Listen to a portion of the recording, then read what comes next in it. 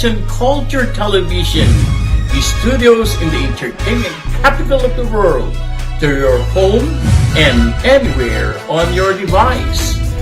Visit actvus.com to enjoy live streaming of ACTV's programs, especially film news, anytime and anywhere in the world. ACTV features in Roku, Kodi, and Amazon Fire TV, and at the WCTV App digital platform, and search for film news. Also available on Facebook and YouTube. Hello! Kumusta po kayong lahat at maraming salamat sa inyong patuloy na pagtangkilik sa Film News. Thank you very much for your continued support. First of all, I would like to congratulate the 46th President of the United States, Joseph R. Biden, and Vice President Kamala Harris. Here are this week's stories. 46th U.S. President inaugurated last January 20, 2021. Fitch keeps Philippines BBB rating with stable outlook. CFO has extended the acceptance of nominations to the presidential awards for Filipino individuals and organizations overseas. Stay tuned. We'll be right back.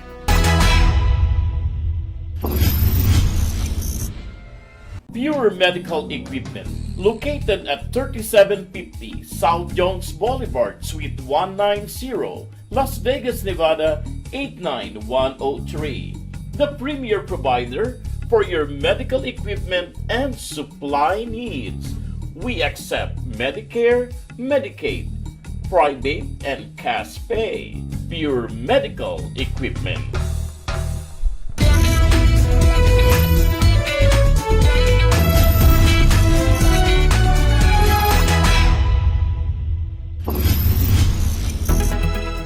'46 U.S. President inaugurated last January 20, 2021. As President Joseph R. Biden inaugurated last January 20, he said, and I quote, "The will of the people has been heard, and the will of the people has been heeded. We've learned again that democracy is precious. Democracy is fragile. At this hour, democracy has prevailed." End unquote. This is America's day. This is democracy's day. A day of history and hope, of renewal and resolve. Through a crucible for the ages, America has been tested anew, and America has risen to the challenge. Today, we celebrate the triumph not of a candidate, but of a cause, the cause of democracy. Democracy is precious. Democracy is fragile.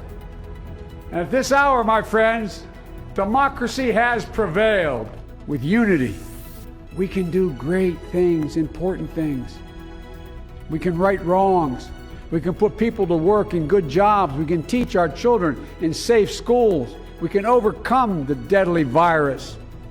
We can reward work and rebuild the middle class and make healthcare secure for all. We can deliver racial justice, and we can make America once again the leading force for good in the world.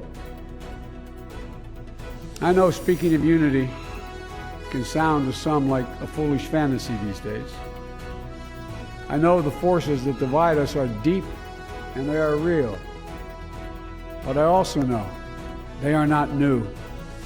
Our history has been a constant struggle between the American ideal that we're all created equal and the harsh, ugly reality that racism, nativism, fear, demonization, we face an attack on our democracy and on truth. A raging virus, growing inequity, the sting of systemic racism, a climate in crisis, America's role in the world. Any one of these would be enough to challenge us in profound ways. But the fact is, we face them all at once, presenting this nation with one of the gravest responsibilities we've had. Now we're going to be tested. Are we going to step up, all of us? It's time for boldness, for there's so much to do. And this is certain. I promise you, we will be judged, you and I, by how we resolve these cascading crises of our era. We will rise to the occasion is the question. Will we master this rare and difficult hour? Will we meet our obligations and pass along a new and better world to our children? I believe we must. I'm sure you do as well. I believe we will. And when we do, we'll write the next great chapter in the history of the United States of America, the American story. With purpose and resolve, we turn to those tasks of our time, sustained by faith, driven by conviction, and devoted to one another and the country we love with all our hearts. May God bless America, and may God protect our troops. Thank you, America.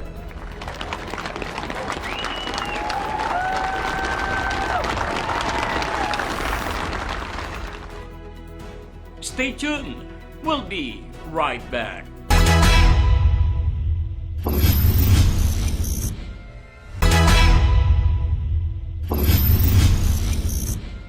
This segment is brought to you by Attorney Nadia Catarata Jurani and Engineer Romeo Jurani.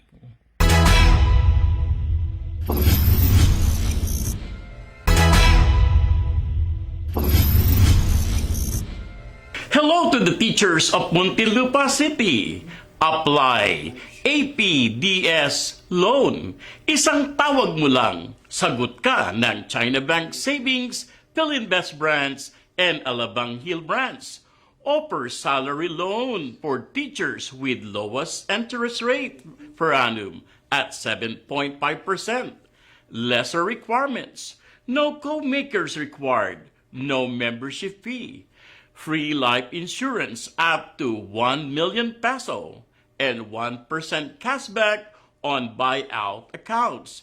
It's fast, affordable, hassle-free. For inquiries, feel free to visit their branch or contact Philip P. Gabay, Loans Officer, Muntinlupa area, or call him at 093-508-94668 or 099-521-1177.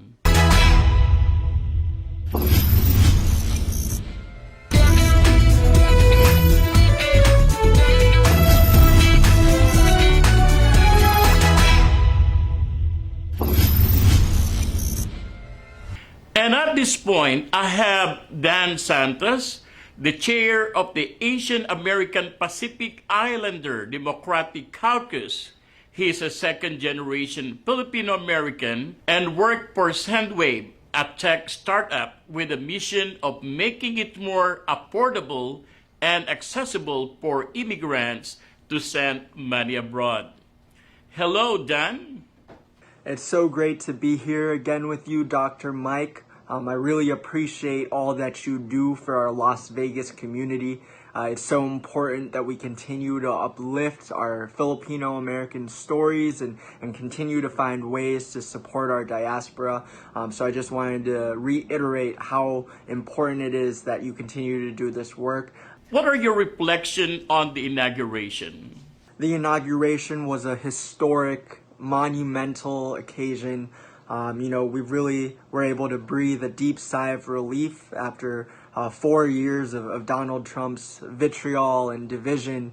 And we're just so thankful that we now have a steady hand leading our ship in the United States of America. And this is a day for all of our organizers to celebrate. You know, our API organizers did a lot of work knocking on doors, making phone calls, raising money for our Democratic candidates across the country. And especially in Nevada, it was clear that they were able to make a difference. Once again, thank you very much, Mr. Dan Santos. Stay tuned. We'll be right back.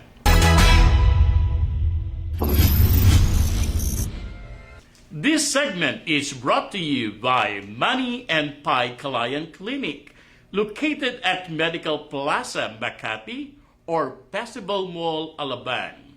To achieve your skincare and beauty goals, drop them a message on their social media accounts at Money and Pi Kalayan Clinic to know more about their services.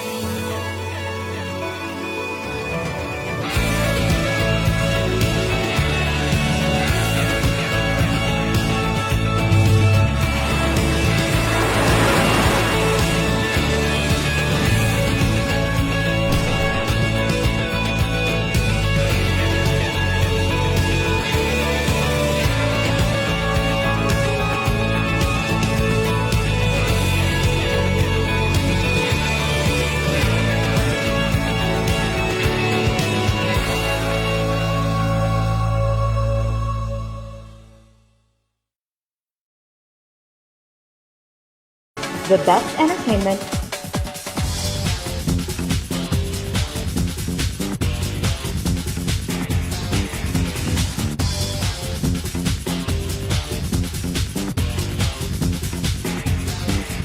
the widest coverage, the fastest speed, only through Asian Network. Call now for huge standalone and bundle savings at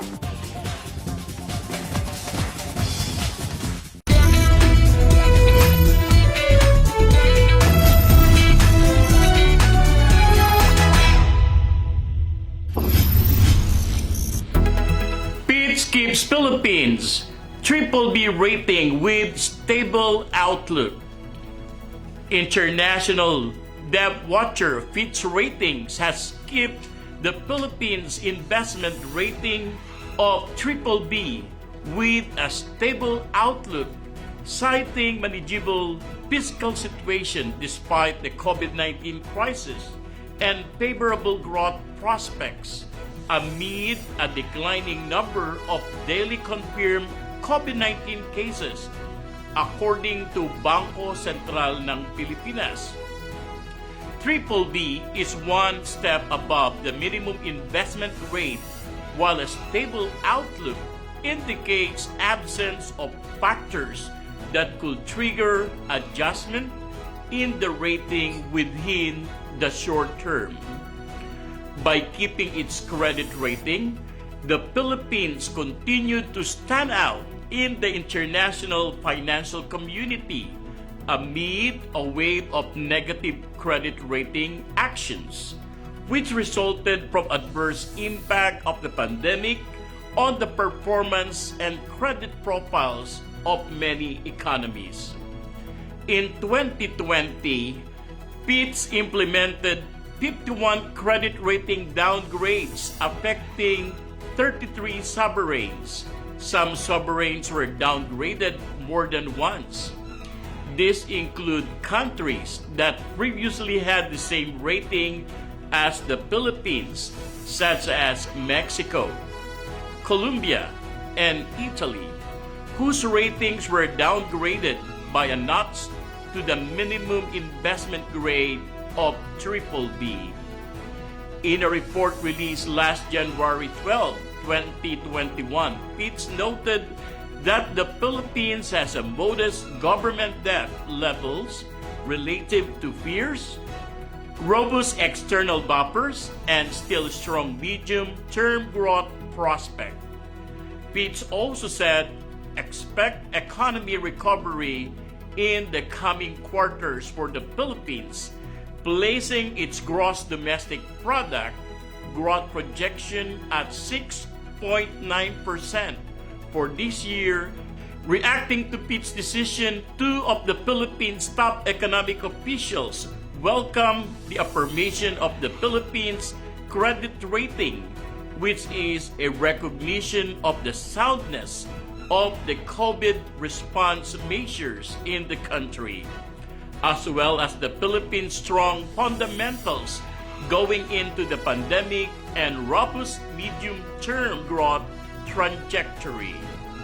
Finance Secretary Carlos G. Domingo said the affirmation of the Philippines' BBB rating with a stable outlook shows that the country has remained credit and investment worthy throughout the global COVID-19 crisis.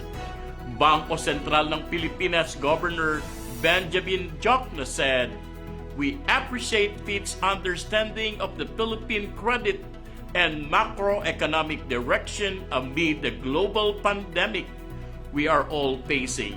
For our part, Bangko Sentral ng Pilipinas was among the first central banks in the world to respond to the crisis with a policy rate cut as early as February last year.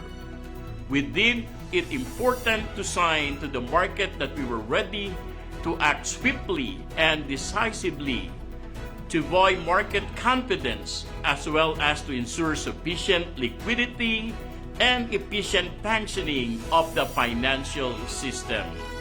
The debt watcher also expects the Philippine banking system to remain stable with sufficient provisioning of banks that allow them to absorb any potential credit losses arising from the crisis." Stay tuned. We'll be right back.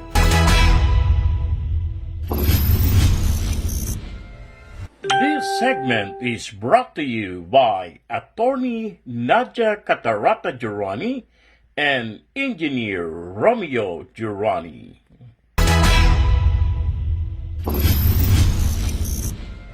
Hello to the teachers of Muntinlupa City. Apply APDS loan.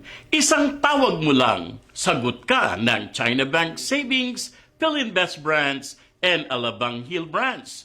Offer salary loan for teachers with lowest interest rate per annum at 7.5%.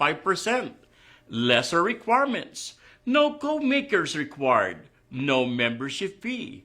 Free life insurance up to 1 million peso and 1% cashback on buyout accounts. It's fast, affordable, hassle-free. For inquiries, feel free to visit their branch or contact Philip P. Gabay, Loans Officer, Muntinlupa area, or call him at 093-508-94668 or 099-521-1177. Pure Medical Equipment, located at 3750 South Jones Boulevard, Suite 190, Las Vegas, Nevada 89103. The premier provider for your medical equipment and supply needs. We accept Medicare, Medicaid, private and cash pay. Pure Medical Equipment.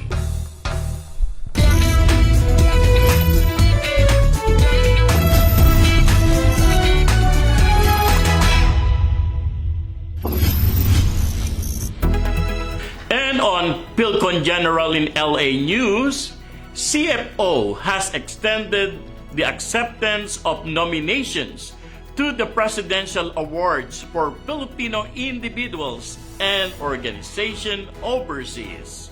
The Commission on Filipinos Overseas has extended the acceptance of nomination to the Presidential Awards for Filipino individuals and organizations overseas. from 31st December 2020 to 31st of May 2021 in view of the COVID-19 pandemic. PAFIOO, which is spearheaded by the CFO. CFO is a biennial search to honor and recognize overseas Filipinos and other individuals or organizations who have contributed to Philippine development initiatives, promote the interests of the Filipino diaspora, or have extraordinary, exceptionally distinguished themselves in their work. Since its exemption in 1991, the award has been bestowed upon 485 individuals and organizations overseas in about 52 countries and territories. The 4 award categories are: first, Lingkod sa Kapwa Pilipino or Lingkapil Award, conferred on Filipino individuals or organizations for their exceptional or significant contribution to progress and development in the Philippines. Second, the Banaag Award, conferred on Filipino individuals or organizations for their contribution that have significantly benefited a sector of the diaspora or advanced the cause and interests of overseas Filipino communities. And the third award, the Pamana ng Pilipino Award, conferred on overseas Filipino individuals who, in exemplifying the talent and industry of the Filipino, have brought the country honor and recognition through excellence and distinction in the pursuit of their work or profession. And the last one, Kaanib ng Bayan Award, conferred on foreign individuals, natural-born, and organization for their exceptional or significant contribution to Philippine progress and development, or in advancing the cause or promoting the interests of overseas Filipino communities. The completed nomination form with supporting documents in hard copy must be submitted through the Philippine Consulate General in LA before the 23rd of April 2021 for evaluation and proper endorsement to the CFO Presidential Awards Secretariat. For detailed guidelines, downloadable nomination and endorsement forms, and other relevant information about the awards, please visit the official website www.presidentialawards.cfo.gov. Stay tuned. We'll be right back.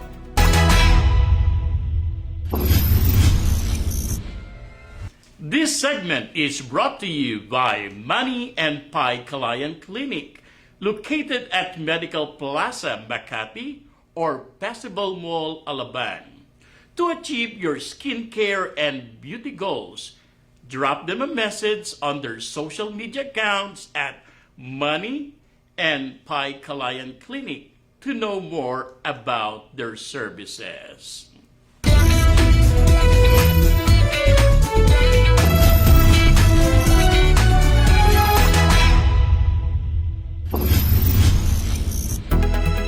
And on our announcement corner, are you a choir conductor who would like to improve your conducting skills?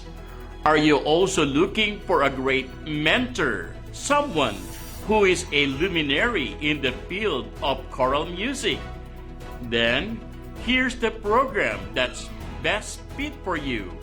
Enroll now in Choral Conducting in Focus and learn conducting essentials, rehearsal techniques, and choral interpretation. Be mentored by no less than the choir master of the Philippine Madrigal Singers, Mr. Mark Anthony Carpio. now made even more affordable to cater to more conductors all over the country and the world. Enroll now until January 31st, 2021 to avail their early bird promotion. For details, please contact 0915-8873-961 or send email to info@medsmusicstudios.com. Stay tuned. We'll be right back.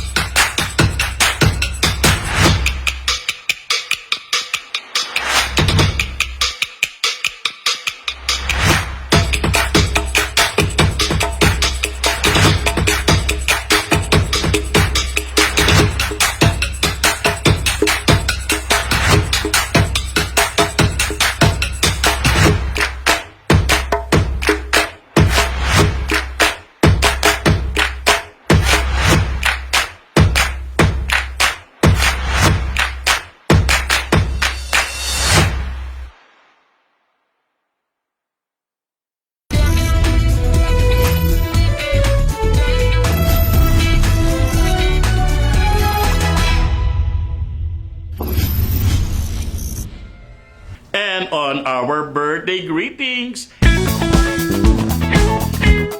happy birthday to Dr. Nenita Manunsong and Senator Ronald Bato de la Rosa. Wishing you a magical birthday filled with wonderful surprises. And on our wedding anniversary corner, happy 54th wedding anniversary to Tita Luz and Tito William Frill.